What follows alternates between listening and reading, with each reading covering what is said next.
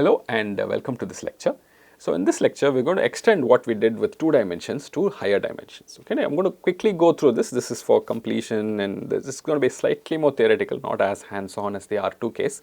But you will see the ideas are very similar and these ideas are powerful today. A lot of the, in fact, machine learning and so many other applications involve ideas from these symmetric matrices, large symmetric matrices and their eigenvalues, eigenvectors and all that. So, I am going to go through it a little bit fast. Some of the ideas might be a little bit abstract, but hold on to the ideas, you will see it works out finally. It works out in a way very similar to the previous case, in fact. Okay. So, let us move to quadratic forms in Cn. Okay. Why only R2, right? So, let us go to the n dimensional space. So, in this case I will have an n by n complex matrix A and then I will have a length n vector x in Cn. Okay. And the general quadratic form is x Hermitian Ax. Okay. So, you remember the quadratic form in 2 dimensions, I am now extending it to quadratic form in n dimensions. So, in fact, what will happen here is very simple, actually it looks like a complicated mess, but it is actually very easy. So, you have x1 bar, x2 bar, xn bar multiplying a11, a1n, an1, ann, and then this multiplying x1 to xn, right. So, in fact, this is what I think I have in my next slide. Okay, so, that is the picture here. Now, this you can simplify, right. So, if you simplify, you see what you will get, what are the kind of terms that you will get, right. So, you will get this is just x1 bar, xn bar multiplying, what will be the first term here, it is just a11 x1 plus so on till a1n xn. Likewise, you will multiply and the last one is an1 x1 plus so on till ann xn, right. So, this is what you get here. So, now if you further simplify, you are going to get this, you are going to multiply, right. So, you get a11 x1 bar x1 plus so on till a1n x1 bar xn plus dot, you will get a whole bunch of cross terms and then you will get an1 xn bar x1 plus xn bar x1 so on till ann xn bar xn. So, you see here terms of this form, so generally the arbitrary term will have term of this form, right. So, it will have aij and then it will have xi bar xj, right. So, that will be the term that shows up here. So, you see this is where the term quadratic comes in,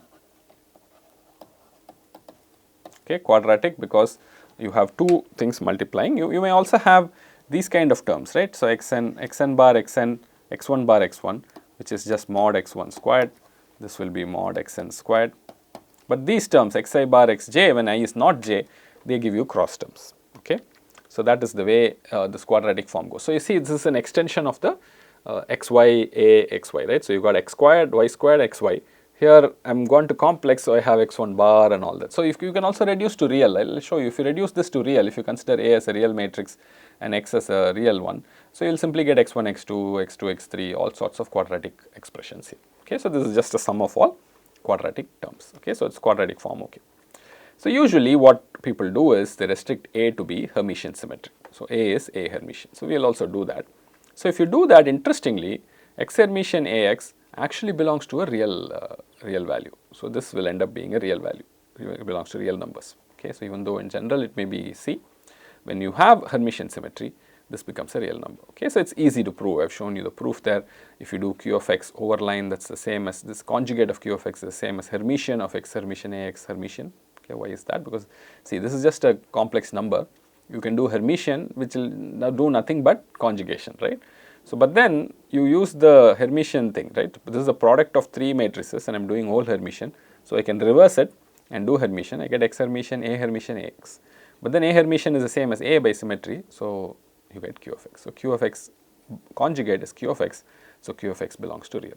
So, A being Hermitian symmetric is very nice assumption here, it makes q of x real. You can also make A as a real matrix. So, if you make as a real matrix, the interesting part is, if you start with q of x is x transpose Ax, okay, A is real, x is real, this same q of x becomes equal to x transpose A plus A transpose by 2 times x, okay. So, this and this are exactly the same, okay. Why is that? Because see, this is a scalar, so q of x is equal to q of x transpose. Now, if you transpose this, you have x transpose Ax whole transpose, which is the same as x transpose A transpose x. So, q of x is x transpose Ax, Q of x is also x transpose A transpose x. So, you can add both and divide by 2 and you will get Q of x here. On the right hand side, you will get A plus A transpose by 2.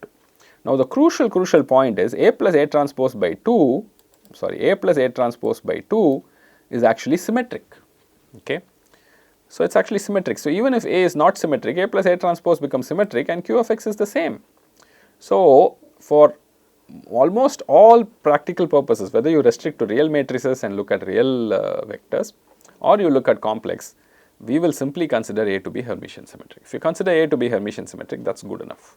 Okay. So, this is a good thing to remember. The quadratic form x Hermitian Ax is usually considered with A being Hermitian symmetric. Okay. So, that is the extension. So, now let us do the same orthonormal vector, right. So, here one of the ugly things about this is it has got a lot of off diagonal elements here. It is Hermitian, but it has got off diagonal elements. So, it gives you a lot of cross terms. So, how do I get rid of the cross terms? I do diagonalization. Okay. So, the same principle, same thing we did in R2, we are going to do here. How do we do diagonalization? You do it using orthonormal basis of eigenvectors, because Hermitian matrices have orthonormal similarity, right. So, they have an orthonormal series set of eigenvectors. So, A is A Hermitian, there exists an orthonormal basis u1 to un of eigenvectors of A. So, this is how they are, lambda I is real, right, and A ui is lambda I ui, okay. So, notice here these are orthonormal. So, ui comma ui inner product is 1 and ui comma uj inner product when I is not j is 0, okay. So, if you think of the matrix S as having u1 to un on the columns, right, u1 is the first column, un is the nth column. If you put them in n columns, the columns of this matrix S are orthonormal, okay. So, the matrix for doing the diagonalization, the S matrix, ends up being orthonormal columns, okay, that is very interesting. Now, orthonormal columns is a very, very interesting property. I will tell you why, because if you do S Hermitian, the columns become the rows and you have to do Hermitian, right, you have to do like a conjugate, right. So, my first row in S Hermitian is actually u1 Hermitian, second row is u2 Hermitian, so on till the last row is u1 Hermitian, okay, is that clear? Now, the interesting point is S inverse, when you have an orthonormal column matrix, the inverse of S is actually S Hermitian, okay. So, it is actually very easy to prove. If you look at S Hermitian times S, if you multiply S Hermitian times S, what is the ijth element? Ijth element takes the ith row of S Hermitian and multiplies, does an inner product with the jth column of S, isn't it? So, it is ui Hermitian multiplying uj as a column, which is same as inner product between uj and ui. What is inner product between uj and ui? We have seen here, it is 0 if I is not equal to j, right, and it is 1 if I is equal to j. So, that gives you identity. So, S Hermitian times S, because of the orthonormal property, becomes identity. Now, a very, very interesting property of matrices is if you have S Hermitian S equals I, S times S Hermitian also has to be I, okay. So, this is a proof you can do in various ways. If you do not believe me, you can look it up in Stack Exchange or something like that. It's an easy proof to do.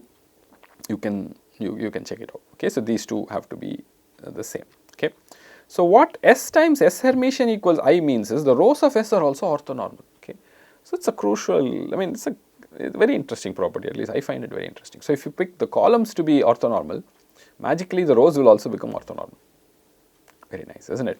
So, that is a nice property to have for these matrices. Okay, so this is a nice extension. Now, these kind of matrices which satisfy a matrix S and S Hermitian times S is I. Okay, so notice the contrast here. You have self-adjoint operators which have Hermitian matrix representation and A equals A Hermitian. Here you have S, which is columns are orthonormal vectors, and S Hermitian has this crazy property of this. S Hermitian is the inverse of S. S Hermitian times S and S times S Hermitian is I. So, these kind of matrices represent very special operators. Okay, so this is the definition here. An n by n matrix S that satisfies S Hermitian S equals S Hermitian equal I is called a unitary matrix, and the operator T it represents is called an isometry. Why is it called an isometry? Because here is the nice property. See, T satisfies T star equals T star T equals I, right. So, that is S Hermitian S equals S Hermitian equals I, right. That is what it satisfies. Here are two very, very nice properties. If you have T star equals T star T equals I, then the norm of V and norm of TV are the same, okay. So, what is isometry? Iso means something is kept the same, metry is distance, meter or measurement, okay, norm in some sense. So an isometry or a unitary matrix does not change the norm, okay. If you do V or TV, the norm remains the same.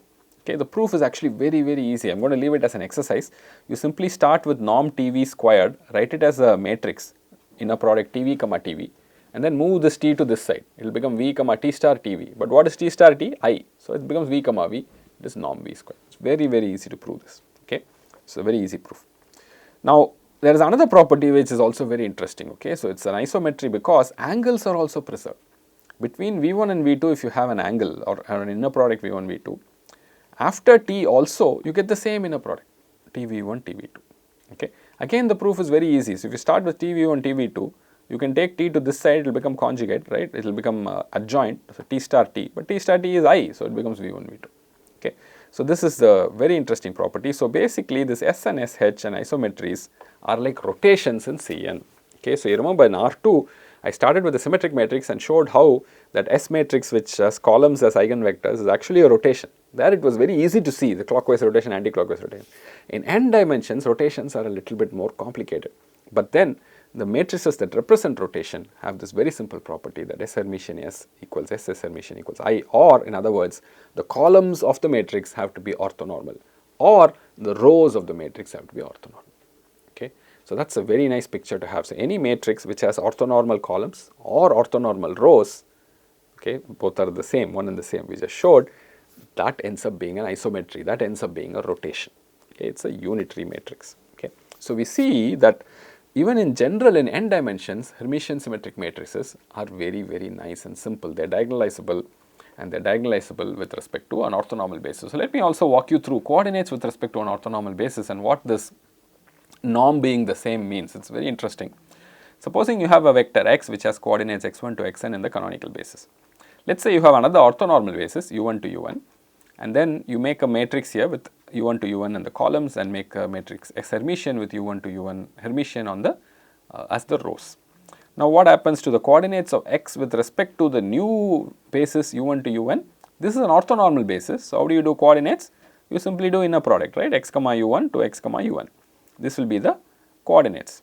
Now x comma u1 is the same as u1 Hermitian x, right? So that's how we write it. Write x as a vector and write it as u1 Hermitian x. And now you notice that this is the same as S Hermitian into x. It's S inverse x in general for any basis, but then S inverse is S Hermitian, so it's S Hermitian x. Okay.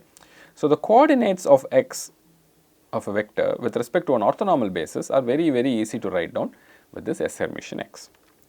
So now very interestingly, because S Hermitian is unitary, the norm of x is the same as norm of S Hermitian x, which means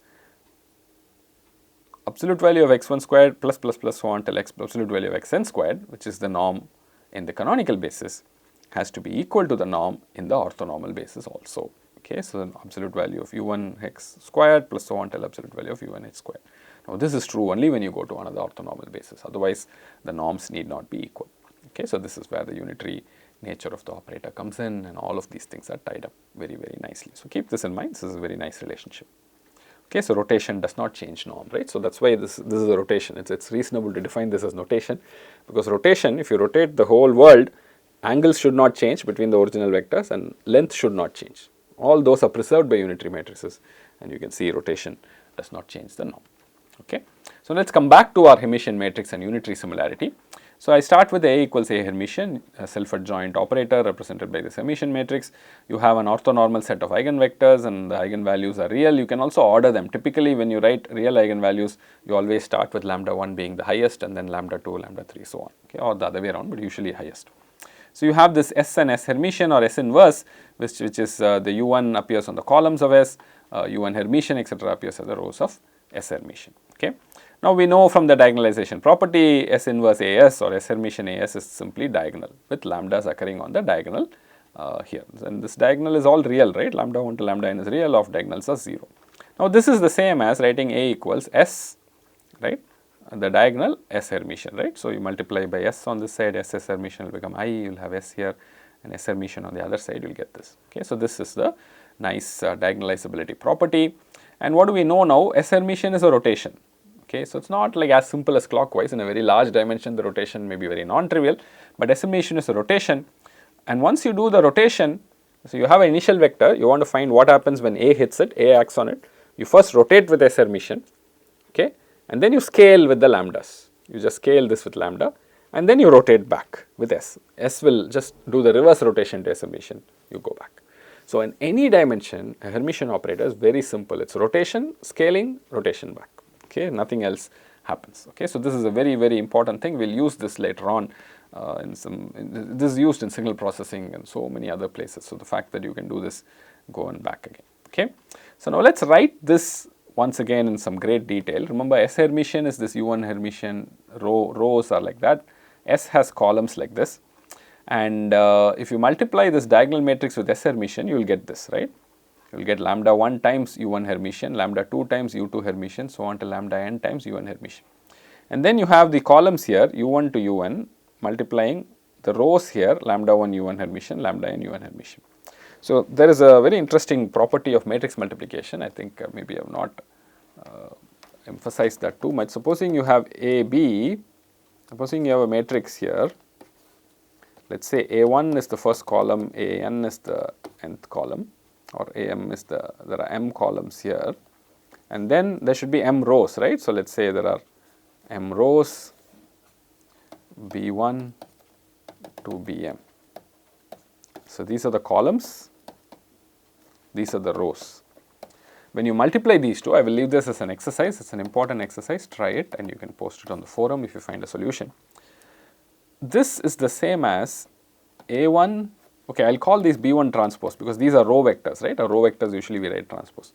So A1 B1 transpose plus A2 B2 transpose, B2 transpose plus so on till AM BM transpose. Okay, so this is true for any two matrices. When you multiply two matrices, the first matrix has columns here, rows here. You can do A1 B1 transpose. Remember, A1 B1 transpose is what? What is this guy? Just to write out one guy in great detail. A11 A1. So maybe this is n cross m. This is m cross k, right? So A1n multiplying B11 to B1k, isn't it? So this is just a column vector multiplying a row vector. This you know how to do. A11 B11 to A11 B1k. A1n B11, A1n B1k, right. So this is a rank 1 matrix, okay. So this is rank 1, okay.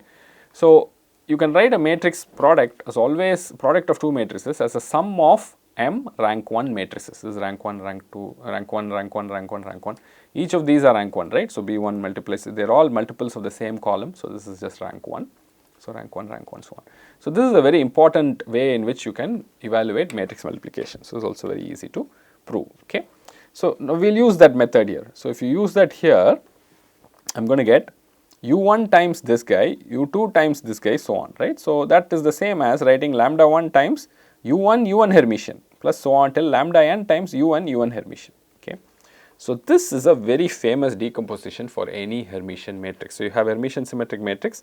It can also always be written as real number times U1 Hermitian plus so on till another real number times U1 Hermitian. What are these UNs? They are the n orthonormal set of eigenvectors of A. Okay, any Hermitian symmetric matrix can be written like this, or in terms of operators also you can make the statement any self adjoint operator as a breakup in this form. So U1 Hermitian. So notice the U1 Hermitian, it's the same vector here, right? It's the same vector U1 Hermitian. So that has a lot of powerful properties, okay. So this usually people write it with lambda 1 greater than or equal to lambda n. So this also gives you a lot of ways of approximation. So this is called the spectral theorem for Hermitian matrices, and this is used in principal complex component analysis, various types of matrix approximations. It's a powerful property. So because if you have a lot of eigenvalues, but the only few eigenvalues are interesting, others all become very small, this is real, right. So you can just only retain those parts which are high and ignore the other parts. So you get a much simpler matrix and you can work with it. So these kind of approximations are very powerful. They are used in a lot of modern applications. So keep this in mind. So these things will come back to you when you study signal processing and more advanced ideas. So these type of simplifications and ideas are used tremendously everywhere. Okay, let's come back to our quadratic forms. Okay, so we've done diagonalization. This should simplify our quadratic form, right? So I have a Hermitian symmetric matrix. I have its orthonormal eigenvectors. I have sequenced them as the decreasing eigenvalues. I have my quadratic form x Hermitian Ax.